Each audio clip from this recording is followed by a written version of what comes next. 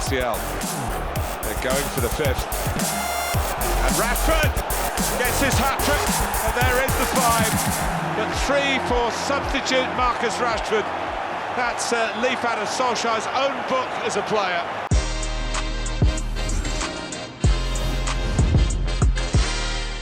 It's Wednesday Champions League action. Barcelona beat Juventus. Manchester United shock RB Leipzig. Chelsea get that W, and PSG as well. We got all the action. Jimmy Conrad, Jonathan Johnson, stay right here.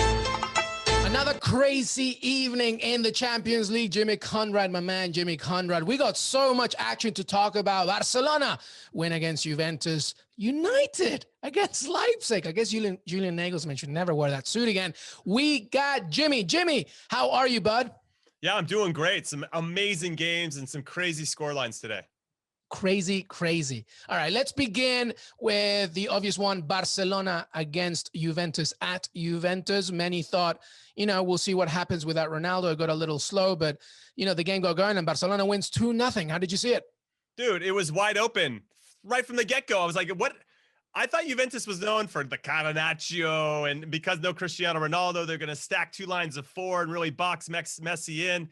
And that didn't happen. It was wide open from the get-go. I liked the changes that Ronald Koeman made for Barcelona. Ousmane Dembele in particular, he ended up scoring the first goal. Barcelona ended up kicking on and winning 2-0. Messi, by the way, scored a penalty. I had him scoring anytime plus 110. You're welcome, everybody that bet that. Did. I did. I had it. And what's crazy is the fun fact for you, Luis, is that Juve have only dropped 2 games in the group stages of the Champions League twice in 20 years.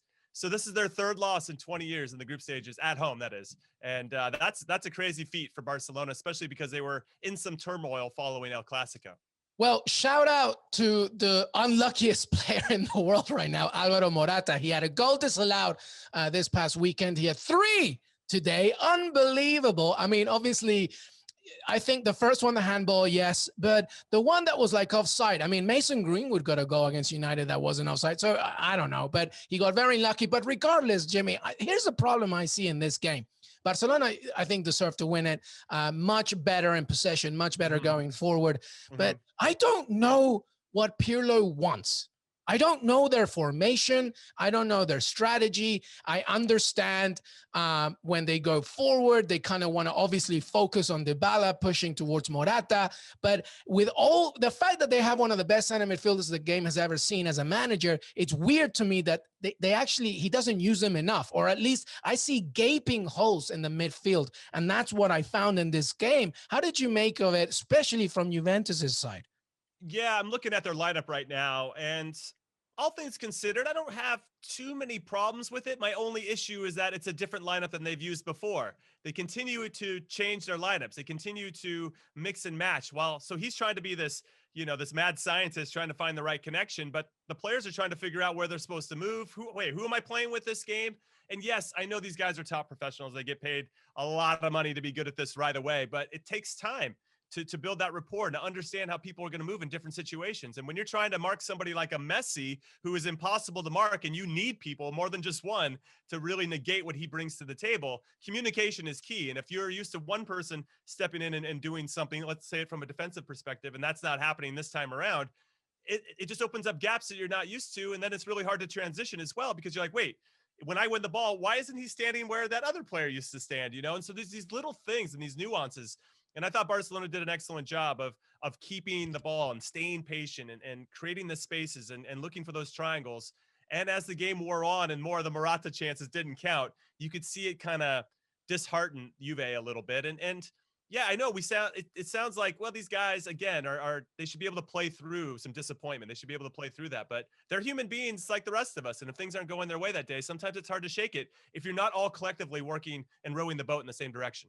Yeah, and that's exactly what happened in the opening goal. Ousmane Dembele gets that beautiful first-time cross-the-ball assist from Lionel Messi, and Juventus kind of just sat back. I mean, he got lucky with the deflection, but Juventus were just not sure how to even cover Dembele, which was really weird, and he did a really good job at taking over his chance, and away they went with that lead. And then as the game continued, it really felt that there was no strategy when Juventus had the ball.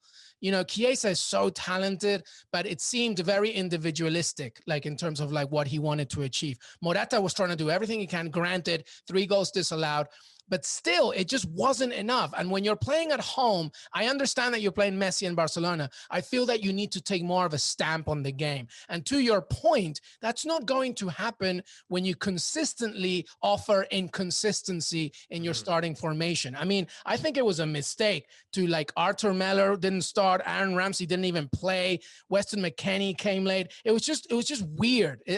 I get that Pirlo is still trying to figure it out, but brother, this is the Champions League. This is Barcelona. Let's go. So I think, to your point, what I notice is this isn't isolated to just Juventus, but there are a few clubs right now, especially ones that have new coaching changes, that could have really benefited from a summer and a proper preseason. Right now, Andrea Pirlo has been thrown into the fire. He definitely had the owner's ear, or the people that make the decisions, like, oh, if I was in charge, I would have been doing this when Sarri was making his decisions.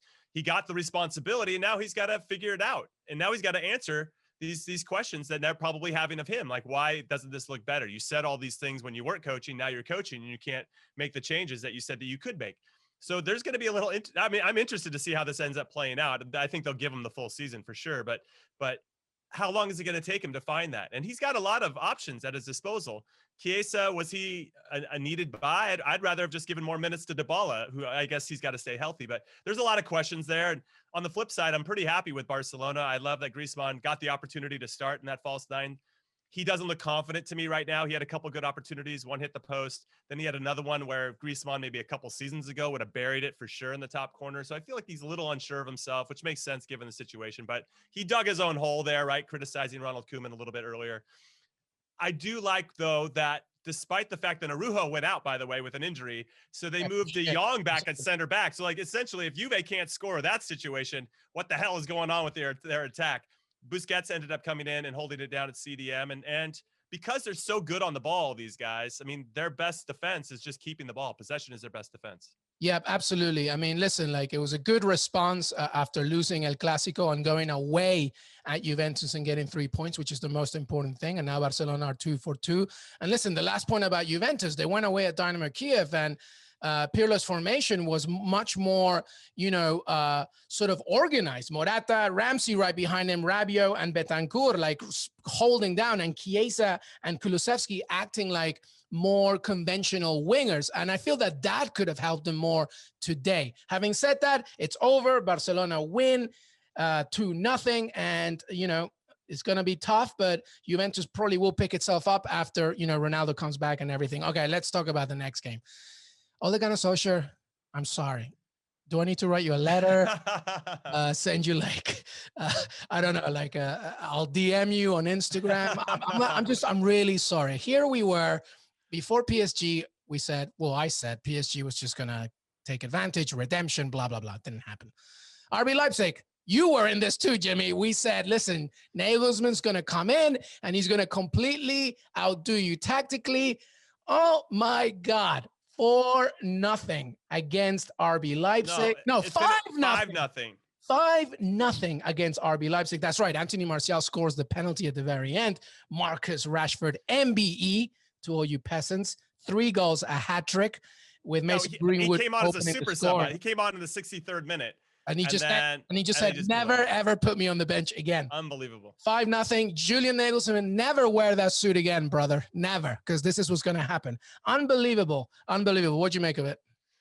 What I should apologize to Ole Gunnar as well. I liked his squad rotation.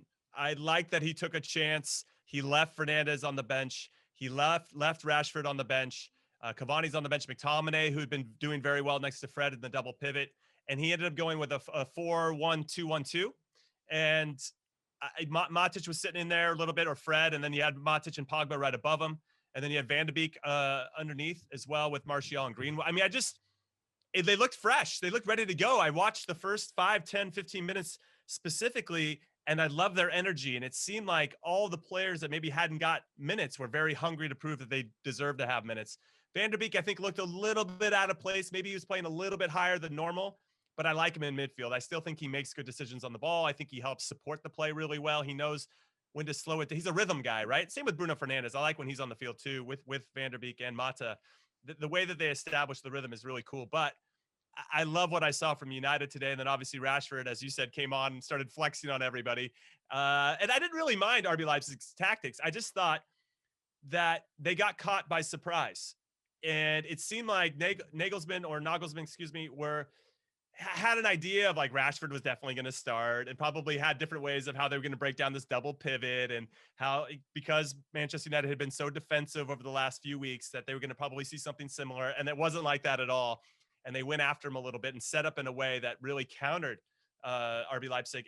And I don't think they were prepared. And I feel like we saw it in the semifinals of the Champions League, where Nagelsmann again wore a really nice suit against PSG and got outmanaged by Thomas Tuchel, who also added a few wrinkles there. Remember, he didn't play with a straight up number 9. He played with a false 9. He had Di Maria, Neymar, and Mbappe as the front three, and they weren't prepared for that. They were expecting an Icardi or Choupo-Moting to be up there. They were waiting for a big number 9, and it didn't happen, and they weren't prepared, and that sucked the center backs out of the space, and then they got exposed by the really quick wingers, and they lost it. They should have lost that game. And I feel like we saw a lot of it here. There's that little bit of being naive, I think, from a young manager. He's going to learn from this. It's only going to make him better down the line. But yeah, he got exposed tonight.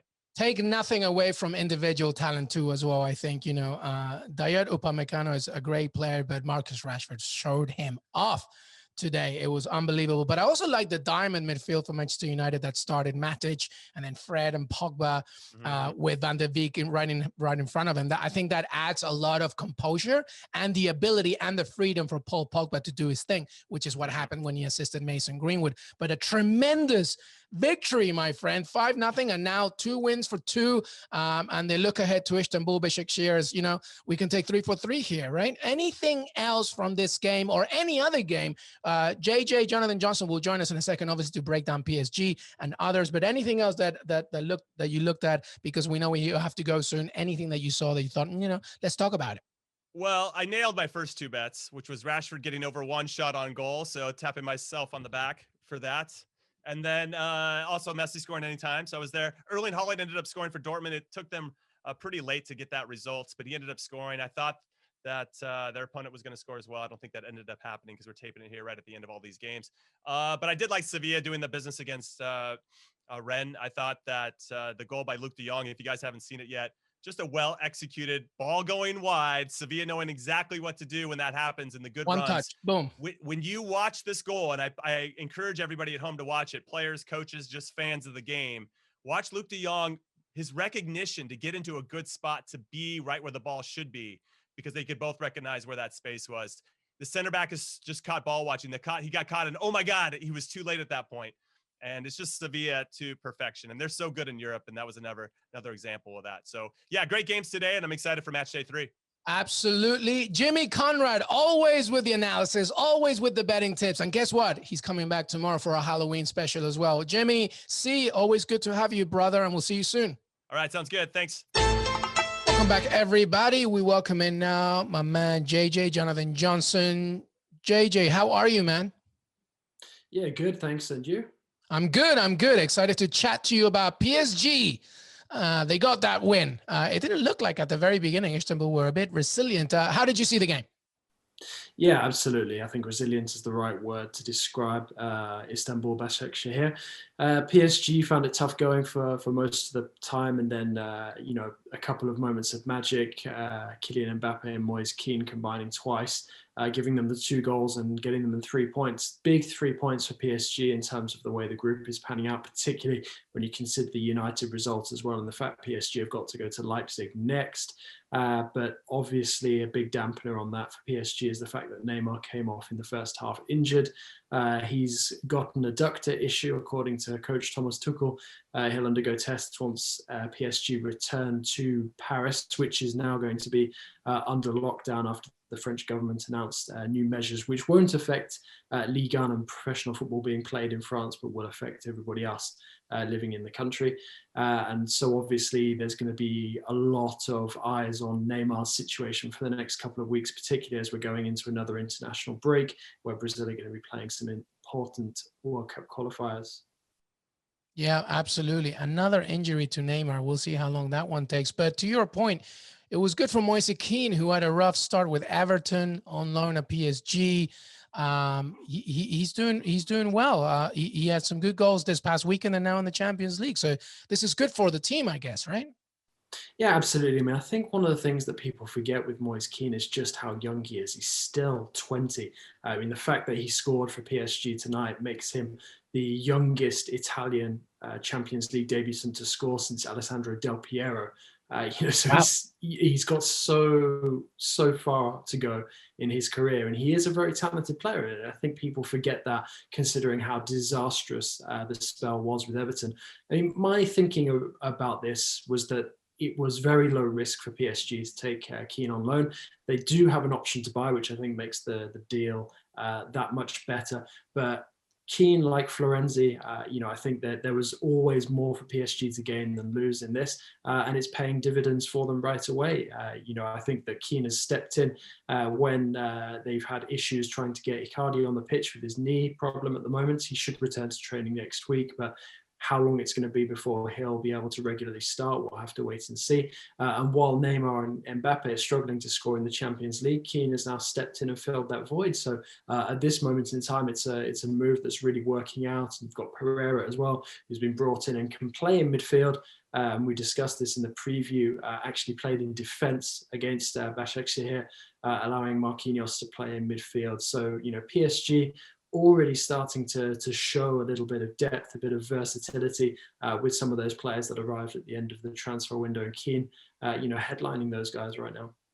So as you mentioned, they have RB Leipzig twice, actually. They'll play RB Leipzig twice in a row. Obviously, there'll be a 2-week break after the first one. Let's talk about Chelsea now. Krasnodar at home to Chelsea. Again, it started a little, shaky. Chelsea obviously taking the upper hand, but Krasnodar was holding, and then everything went loose. Christian Pulisic did really well to come on and sort of solidify things, but it was an overall good performance. 4-0. How did you see that game? Yeah, I think it'll definitely be a confidence boost, that result. Like you said, it was a stern test for the majority until those late goals loosened up the scoreline. And I think this bodes well for Chelsea as well, particularly when you consider the result before against Sevilla being held 0-0. Sevilla running out 1-0 winners against Rennes in the other match. This opens things up nicely in the group now for those two teams. And you'd probably expect them to both go on and secure those top two spots. But for Chelsea, I think it was really important that they came back from a couple of low-scoring matches, and really showed their attacking prowess again. And we saw that in Russia. I'm getting really tired of Jorginho's run-up. Like, I get it. Like, it's fine. But, like, whatever happened to the good old Alan Shearer smash in the top left, right? Like, let's get some of that old school back. Like, if a Panenka goes wrong, it's over. But I hate the run-up. Like, it hit the post, then the keeper, he misses. What do you make of it? Yeah, I'm with you. I'm not the biggest fan of it. Bruno Fernandes as well also has a very gimmicky run-up, which I saw at close quarters at Parc des Princes last week. So yeah, for me, I would get rid of it. And you know what? If we're going to be doing that, we may as well bring back the old North American style penalties. Hell yeah! Oh, Mbappe would kill everybody if that happens. I'll tell you what, there's a lot of European players over the years I would have loved to have seen in a scenario like that. God, that is so true. Imagine Ronaldinho like just going up against one-on-one with a keeper. It would be kind of incredible. That's amazing. All right, let's talk about some other games here. Lazio tied Club Brugge. Dortmund beat Zenit St. Petersburg. But let's focus on Sevilla beating Rennes. Rennes now losing 1-0, a really nice finish from Luc de Jong. I talked about it with Jimmy earlier. What does this mean for Rennes going forward? Not a good result. No, it wasn't. It was obviously very disappointing, but I think the main talking point surrounding Rennes, more so than the result, is the bizarre circumstances in which they lost Eduardo Camavinga to injury and Steven Nzonzi, more importantly, through suspension. Camavinga was just very unfortunate. I mean, and if you're a conspiracy theory fan, let's not forget that his dead leg was caused by Amadou, the Sevilla loanee who's playing for Angers this past weekend. So somehow doing his parent club a solid there. But the Steven Nzonzi situation is a really, really bizarre one. So UEFA officially made their dissatisfaction known with certain elements of the Rennes-Krasnodar match last week.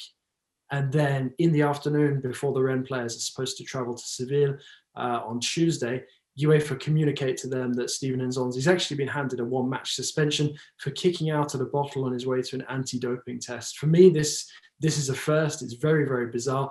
You know, for Rennes to already be going to Seville without Camavinga, that seriously weakens the midfield. But if you take Nzonzi out of the mix as well, two of Rennes' regular starters in the midfield. To be honest, it's a miracle they didn't lose by more. I thought that they were doing very, very well to hold Sevilla goalless at half time.